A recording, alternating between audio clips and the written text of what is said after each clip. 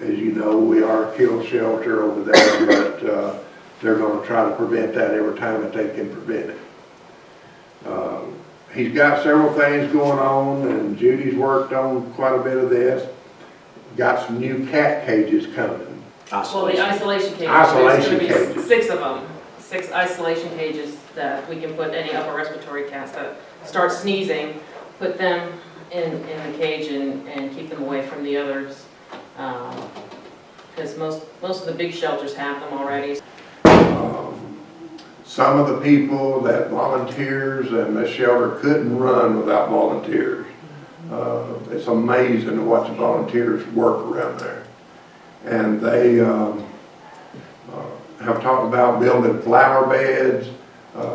Philip has already talked about moving the dumpster so it's not one of the first things you see going up and down the road. The bottom line is he wants a more friendly atmosphere. He wants it looking better whenever people pull up there, and you know, just make it more friendly. In his words, that was his words. He wants a more friendly atmosphere, and you know, let the public come in and see what's going on up there. Now I'm going to be quiet and turn it over to Keith. You know, I saw a great need for financial support and volunteer support, and kept talking with them, and they were having trouble getting donations from Walmart and other big box, you know, places because they didn't want to donate to the county. They wanted to donate to a 501c3. So rocked along for a few months, and finally I says we were starting to do our first fundraiser, which was Dog Days of Summer, Cool Cats Dog Days of Summer. And we needed a 501c3 to run the money through. So finally got it set up in August of 2014. Since then we have raised over $8,000 to help benefit the shelter. About 6 of it was from Dog Days, you know, from the event we had. We've helped.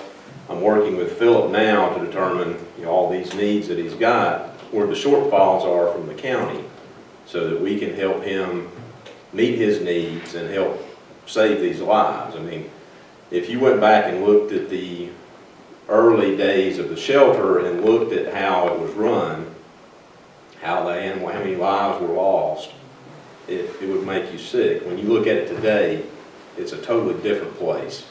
And you know, I'm happy to be associated with it and to try to help them save lives. And we need volunteers to do that. You know, both time and financial support. I'm Judy Moody, and I'm the Assistant Director at the Pickens County Animal Shelter, and I've been there a little over a year, and basically this is my passion and my dream job. I'm not going anywhere. We're going to have a kinder, gentler shelter starting 2015. We've had a lot of issues in the past, but we're working through them, and I'm very excited that Philip is our new director. I'm very excited that we finally have a 501c3. I'm very excited that we've had so many wonderful volunteers, and I see lots of faces in here that, you know, you guys are here, that you've been here either helping with the shelter as a volunteer or monetary or fostering, any way you can help, which is a wonderful thing. So I really do thank everyone for being here. My daily duties consist of going to get the inmate. We have one now, which is, I'm just happy that we have one. At least one's better than nothing. And stay with him all day long, and we clean and feed, and I do whatever I need to do. I work, you know, right beside the inmate, and we have a great one. His name's Scotty, and he just loves the animals, loves his job, and that's the most important thing, is someone that can go in there and not be afraid, and really love the animals, and because, you know, they're there temporarily, that's what I say, and they will go on to a better life. Basically, I handle all the intakes, medications, handle communication with the vets, handle communications with Lonnie, And he's great, picking up his phone, you know, texting. We send pictures back and forth, funny ones sometimes. He's great to deal with. As an animal control officer, I couldn't get anybody any better. And what I also do is with the intakes, get pictures on, ready for Facebook. And Ashley is here, she does our Facebook, and ever since she's been around, oh my gosh, my life is so much better with her organized. I don't know if anyone's seen Facebook lately, so much better. Thank you, Ashley.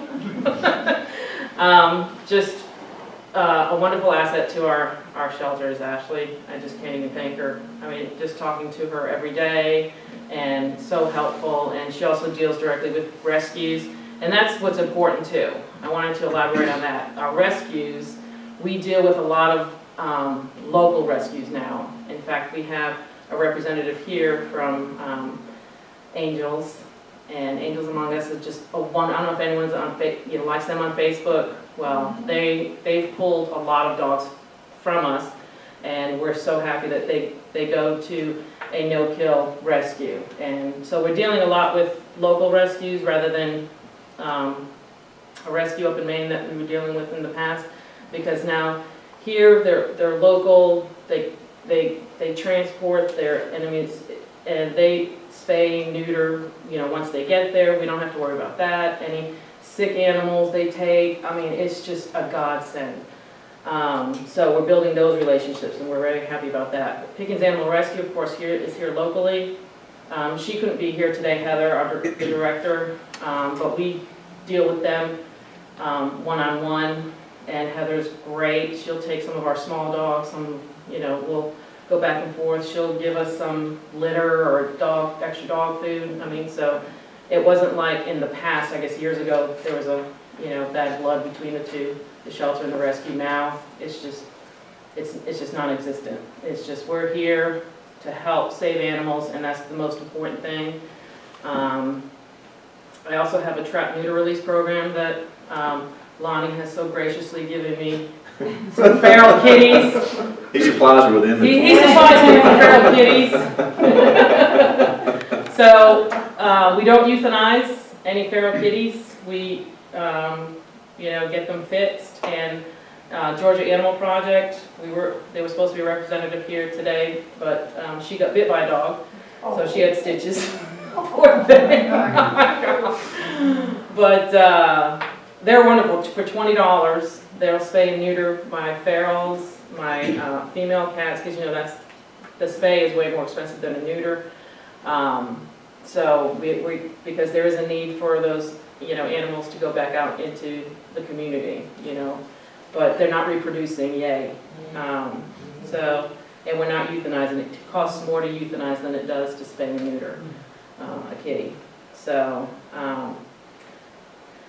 anyway, let's see. Pet overpopulation, only humans can control it. That's what our main goal in the shelter is, to spay and neuter. People come in with a beautiful pit bull that's just sweet and gorgeous, and they don't want to neuter it because it's going to take away his manhood.